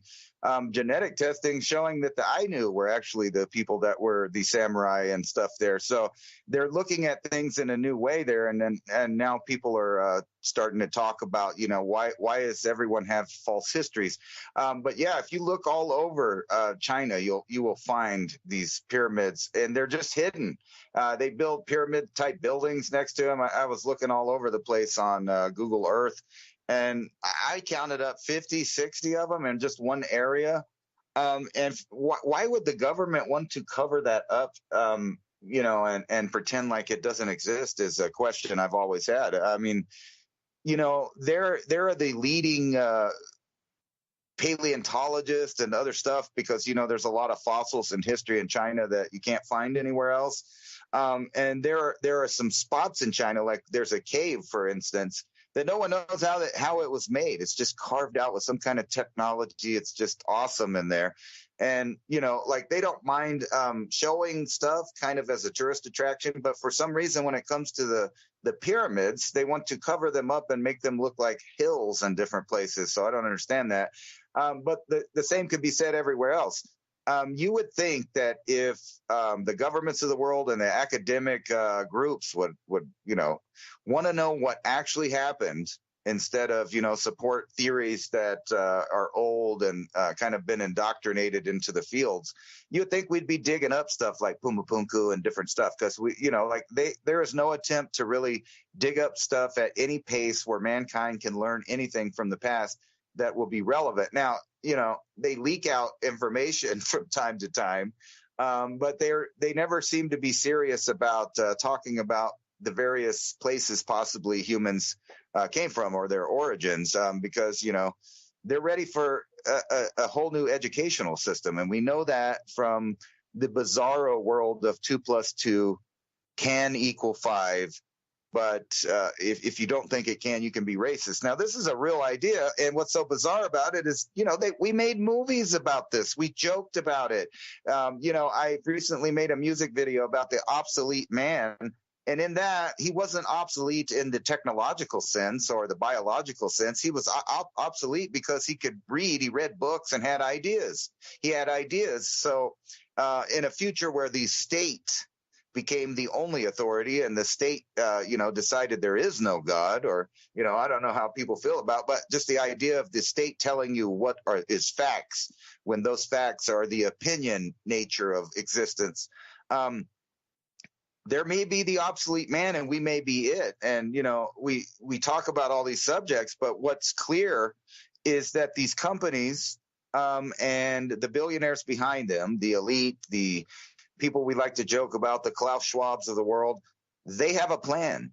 And they're really open about the plan. People like Bill Gates, they want to tinker with DNA. They want to tinker with it. They want to create their own people that are in the image and the likeness of them or whatever they designed. Now, I don't know what you call that, but that is a artificial God complex, and that's where the technocrats are, and they're not even hiding it from us. I mean, you just listen to them. They want to go under our skin.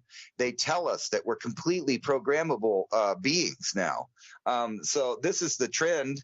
Whether it's whether they can get away with it or not is really the question. The question is not, are they planning these things? They are. They're open about it, and they tell us about it. Yeah, check out the link I sent you from Sanxing Dui and the different parts of history that have also been lost or purposely buried.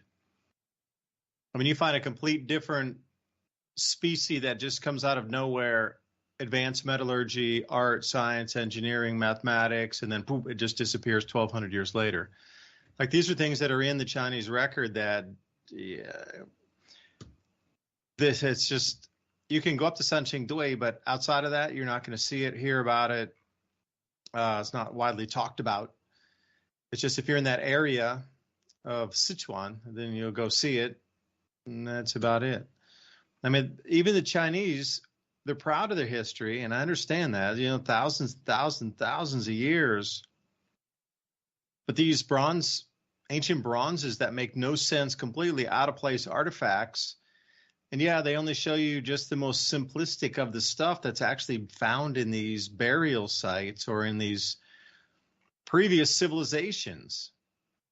Like the thing about Sanqing Dui is it was not Chinese. It was in the area of China, but they don't have any references to the emperor there, what kind of structure of societal rulership was there, what monies they were using. They just didn't find anything. It's a fully intact society, popped in for 1,200 years and then just left. But it wasn't controlled by China. Like there was no homage for this. Nobody was, creating homage and dowries and these sort of things to pay the emperor. There was nothing. It was completely outside of Chinese control. So that's why it's sort of there, but it's sort of not. And you have to know it's there because they're not going to be blasting it all over. They want you to go to Beijing because that was the seat. They want you to go to Nanjing because that was the seat. They want you to stay in Xi'an, not really go to Yuanyang because then sort of the timeline gets a little murky and a little smoky over there. But these places and another thing, when I was living there, I was told, why I was like, why is there not too many science fiction movies and except for Avatar, which got banned after a while because so many people were seeing Avatar that nobody else was seeing any other Chinese produced movies there. I mean, like 99% of the movie gross revenue was going into Avatar, the first one. So they ended up banning that and then say, hey, you had to go see, these Chinese producer made movies. But the whole thing is, why are they afraid of science fiction? Because it shows there could be a breakaway civilization if a bunch of Chinese get on a ship and then go to like Mars, for example. The Chinese government's not on Mars. Hence the reason that you don't see too many off-planet, out of outer space kind of Chinese movies because the Chinese government's not there to rule over the people. So they don't even want you to get the idea that there could be a place where there's no Chinese government ruling the people. And I thought, wow, that's all I could say after that. Because, you live there and you can watch TV or, see stuff. It's just always the same, like ancient history shows more about, like gods and kings and deities and emperors and, mythical things like crouching tiger, hidden dragon, ninja stuff all over the place. People jump through the trees, bamboo kind of stuff is everywhere. And East meets West and Travel West, there's all these shows about going out to the deserts and all these things. Okay, I get it. But there was never science fiction shows on. And that's the reason I asked the question, like, don't y'all ever do science fiction? Nope, not allowed. And that really drives it home. Like they can't let you have a place where there's no Chinese government to oversee the people. And I thought, wow. And that's really why I would encourage anybody out there to go to like the top 25. No, top 10. Like most people are going to go to China. They're going to go top 10 tourist destinations in China. You're not going to find Sanqing Dui in that top list because it was never controlled by an emperor. It was outside of Chinese control. It was its own civilization, like just as much as the Mayans popped in and then boom, they popped back out again with like they disappeared. This is exactly 2.0 Mayans. For me, I think that would be very similar, perhaps related, because the timeline is exactly, it's pretty similar here. They were 1,200 years ago or 1,100 years BCE. So minus 2,000, like 3,100, 3,500 years ago. Think about the Mayans 3,500 years ago versus 1,200 years ago. Same, but different. So anyway, Ransom, I thought I would leave it there with you on a science fiction note. Plus those images are startling, huh? The Sanqing Dui Museum with all the gold masks and stuff. Yeah, it's amazing, but it just demonstrates that no matter which empire takes over, they try to erase the one that was before. That's funny because the biggest pyramid of the world in Mexico, a lot of people don't even know it. It's like halfway still covered in sediment and there's a church on top of it. So it'll never be, really excavated. And it's so bizarre that they had this weird idea about keeping the timeline of man kind of to the recent past, even before like stuff like these ideas of out of Africa or any of the history ideas about how long people have been doing stuff. They already had that kind of concept. When the Spanish rolled into the New World, I mean, they went to all these places like in Peru and all in South America and Central America and Mexico. And, a lot of people don't even know this, but they think of that big pyramid. And I'm showing everybody some more of these pyramids. And this is another phenomenon that I bring up a lot. So most of the time, pyramids are based on true north, the cardinal directions. And here's some pyramids in China. And here's these ones. And they pretty much are lined up perfectly with north and south. But if you go a little bit to the west over here, there's another set of pyramids in a different shape, but they're tilted just a little bit.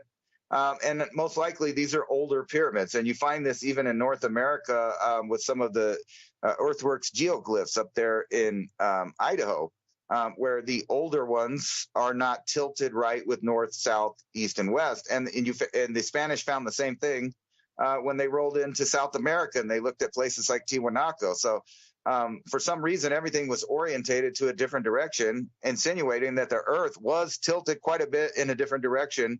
And then people started building new monuments after the correction or after the earth moved back into order, or for some other reason, maybe it was something that they were basing on magnetics. I mean, I don't know. Maybe the magnetics of the planet was off, and that's why they built these tilted in the wrong way. But you also find that when you look at Göbekli Tepe and some of the Minoan buildings were slightly twisted over time to, recalibrate with the ecliptic, I guess. I mean, we're assuming that, but you just imagine why the world governments all the way into recent antiquity were trying to cover up the fact that there were pyramid builders and megalithic builders all over the planet doing something long before they're trying to say people were just Stone Age people. And, there's a lot of people that argue, well, there couldn't have been technology back then because they were all Stone Age people. And I put to you right now, today,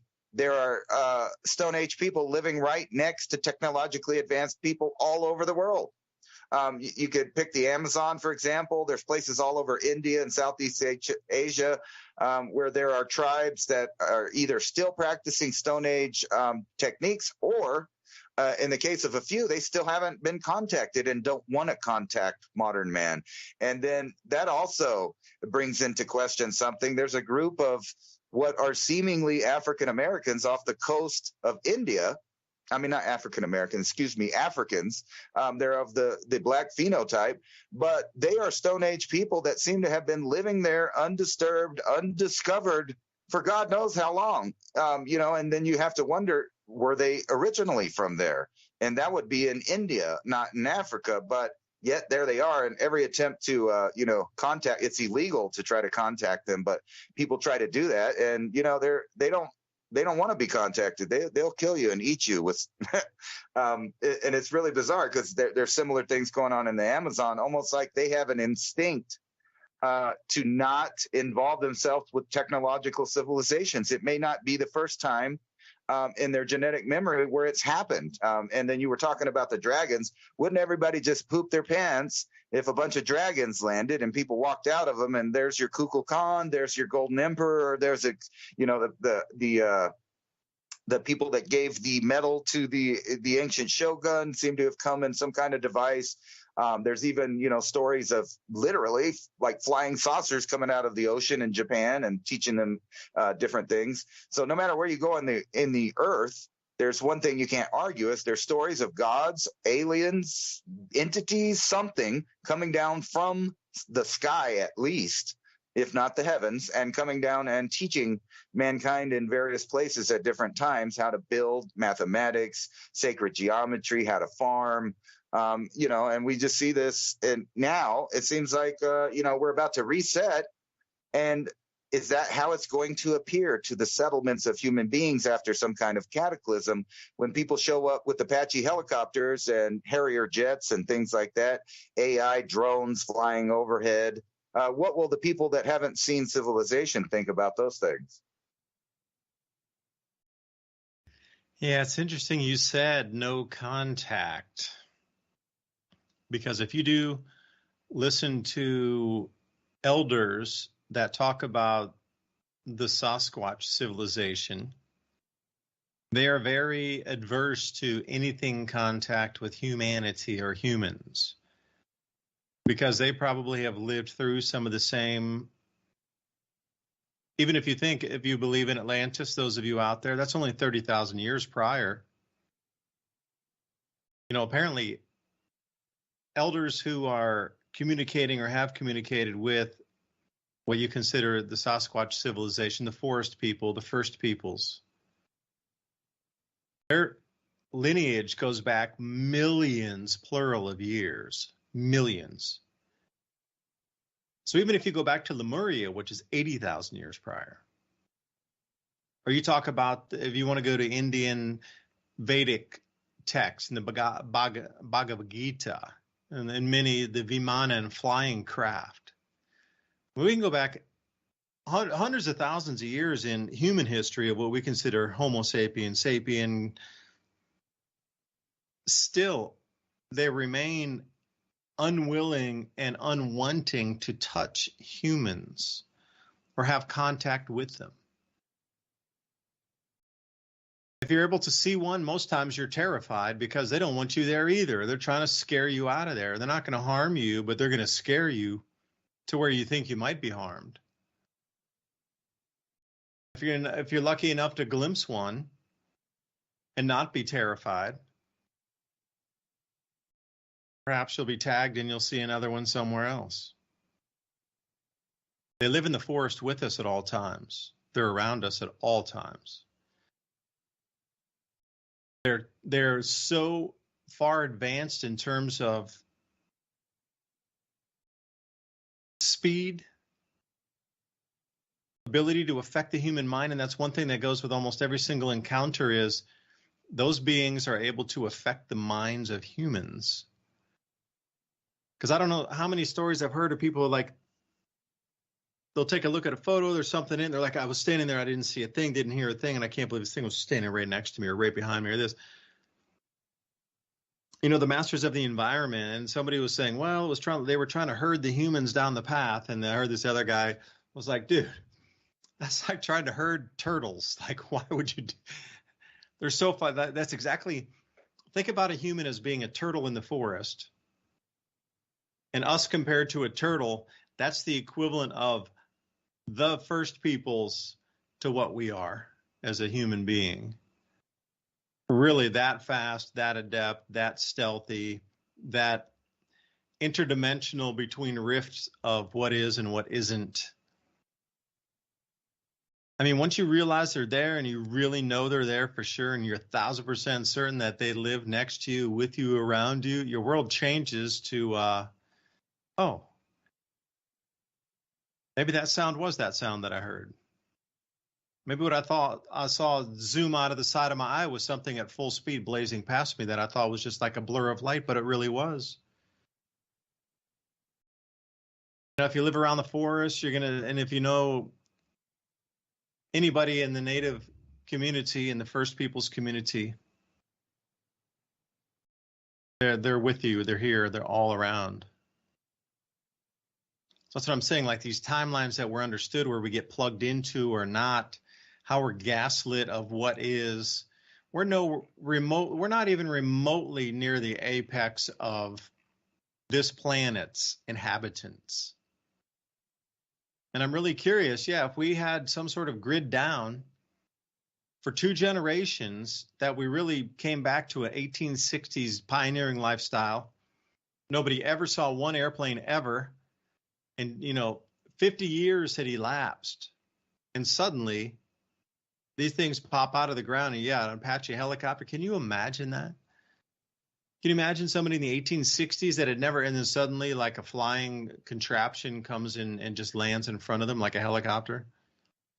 It would be the exact same thing, but I think we're at the electrogravics now where you'd actually see a UFO land in front of you. So anyway, take us out, Ransom. I'm kind of rambling now, man. There's so many things that are about to change in our world. Please get prepared for financial changes. This whole oil embargo, when it comes, you're going to have minutes or hours to get to the petrol station to get petrol. So if you see it on the news that an oil embargo has started, you really just have hours or minutes to get to the closest petrol station fill up whatever you can, and what you got is what you're going to get. Because at that point, you either have precious metals or you got nothing.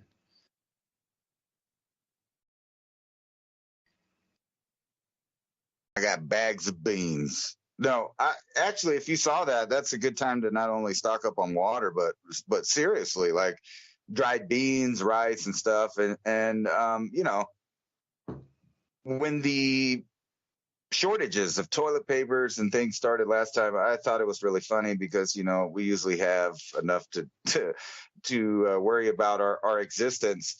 You know, and while you were talking, I was just kind of scrolling through these cities in China, and they're literally pockmarked with ancient stuff that is being covered up. And so that just shows you that you can't even believe history. What makes you think that you could believe things with your eyes now, knowing that technology has exceeded our perception of reality? I mean, even if you did see an alien, like I've said before, how do you know that some government or some lab didn't just create that for some kind of, you know, ruse? And would you be willing to give up your rights, your weapons, your freedom of speech, your food, your travel, and all of these things for any number of these scenarios that they could pull on you? The collapse of the dollar, another, you know, major war that they make everyone participate in, and then we have to start rationing, and, you know, gas lines. Are we ready for that? I don't know. I know some of us are, because we've been paying attention. Will I give it up? No, absolutely not. Because look back through history, every time people give up for the greater good for others, they're not with us anymore. The only people who survived are the ones who went around the roadblocks. Cash your goods carefully. Until next week, DuByne, Ransom Godwin signing off.